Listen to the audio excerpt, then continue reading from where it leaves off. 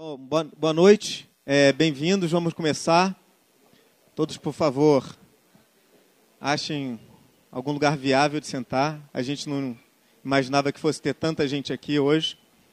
Bom, bem-vindos ao Estúdio X. Como vocês viram, antes da gente começar o evento propriamente dito, existe uma pequena exposição aqui no mezanino que a gente está abrindo hoje. Essa exposição se chama As Crônicles Tiradentes. E essa exposição está relacionada a uma iniciativa maior que os agentes culturais do entorno da Praça Tiradentes... Está dando para ouvir bem aí atrás ou precisa aumentar? Ok? Does all the foreigners have their headsets? There are headsets downstairs, if you need.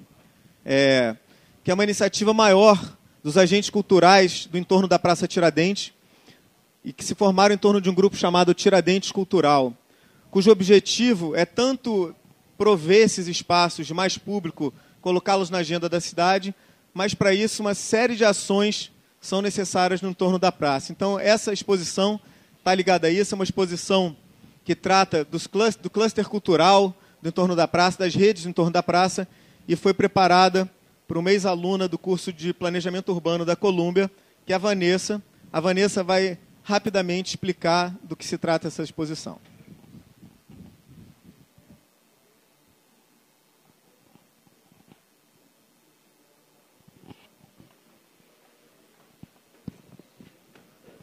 Hello, my name is Vanessa, and I'm an urban planner and an ex-student of Columbia University that's been working in this area for several years now. And some of my colleagues and I at 3x3 Design have put together an exhibition on the research and communication tools that we've been building over the years. So Rio and Praça Tiradentes have radically transformed over the centuries, and they've gone through cycles of urban change. Praça Tiradentes at one point was the heyday of a bohemian hub, but then turned into a gated plaza that wasn't considered safe and unfit to sit in. But transformation is happening yet again. In 2011, the gates were torn down around the plaza, and the surrounding area began its historic revitalization process to showcase its deep history and patrimony for Rio. People say it's a moment for the plaza, and the time to capture the spirit is now, an activated space for the future.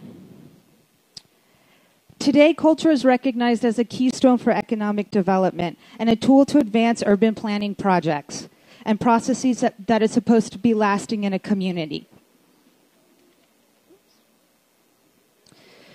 But how do we actually stimulate the environmental and socioeconomic benefit for an area?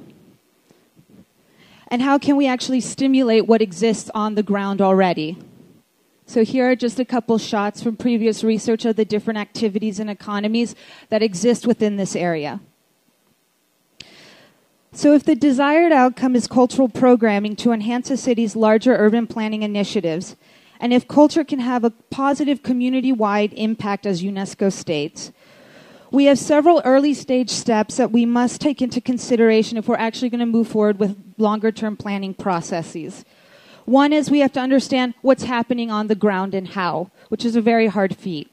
Second, we have to promote organizations' existing activities, and we have to activate community members and businesses to expand their capacities. So how can we harness existing local culture to expand capacities in daily activities? The key to ensuring that this term culture is actually capturing the unique strengths of an area and a community, we have to understand the networks, activities, and people of an area. So investments and programs that seek to actually expand economic and cultural vitality are able to combine with what already exists. So regarding my last point, storytelling can be a really powerful tool to begin this process and begin to sensitize people to the issues and opportunities that a given area has. And for Praça Tiradentes, this is a very crucial moment. So as I stated earlier, transformations are not new to this area. And at the early 20th century, radical transformations were happening around here that were changing the socioeconomic and physical environment of the area. And at this time, there was a new literary form that was being created as Chronicles Tiradentes to understand these movements and social shifts. Today, we can actually expand on that concept and create as Chronicles Tiradentes, which is more than just understanding change, but actually being a part of it and creating a call to arms. So, as Chronicles Tiradentes can help within this larger process. And urban planning is generally seen as a long-term and gradual. So as this area seeks to showcase its history for the long run and promote economic development, we need to create processes that actually stimulate the cultural programming with short-term projects that are place-based and developed with the actual local actors of an area to ensure its sustainability and longevity for the longer-term process. And then we can actually begin to do economic development. So as Chronicles Tiradentes does several things. It helps us understand the people. From there, we can see what their activities are and see what networks bring those activities together. And through those stories, we can capture the human voice and understand what nuanced culture is actually for an area. Stacked together, we can create a tool, and in this case, as Chronicles Tiradentes, to create engagement platforms to actually bring new people into planning processes. So to do this, this was based off of research of the past that asked, how can a network of local stakeholders inform and develop a cultural economy of an area? And then how can this actually improve and benefit planning practices? So what was looked at was clustering and social network analysis. And clustering is the concentration of people or businesses to an area, and they're highly valuable for an area for three reasons. One, they're very efficient, two, they stimulate innovation, and three, they reduce costs and benefits. So to capture clusters is very hard. And one thing that we did was we used social network analysis to actually begin to map out information flows and see what the patterns were with these groups. And from there, data points were collected to create this graph. And then with using new types of mathematical models, you can actually render it to pick up on the patterns and information flows. And then you can actually understand the different organizations of an area. So these are all various organizations and how they interrelate with each other to understand, one, what are the social relationships, which are the cluster groups, the colors, and two, what are the connections that are being had. And that's related to the position of these people on the graph and also how big the size of the node is. So a lot of this type of information is fit for academic journals and for a select few. So how do you actually bring this sort of heady information down to earth? And that's why it's important to create new types of engagement tools, such as this one. So what we did was we converted these findings into narratives for a larger, broader audience to actually engage with the information. And so in that, we can start to actually begin that short-term process that I was talking about, where we can, one, pinpoint the potential for specific place-based projects in an area, using actually data that's backing up and supporting these ideas, and then two, convert these findings into stories so the interviews get turned into these chronicles or chronicas. So what does that mean? What is the process to do this? So the first thing is you need to map out your industries. If we're talking about creative economies for the area, we need to know what they are and what their relation is to other creative economies and to their secondary and tertiary economies. So here is just a sort of graphic presentation of it, some of the economies of the area. Second, you can take your interviews and take your stories and actually convert those into these chronicas that are actually breaking down what these industries are and their relation to each other and value through narration.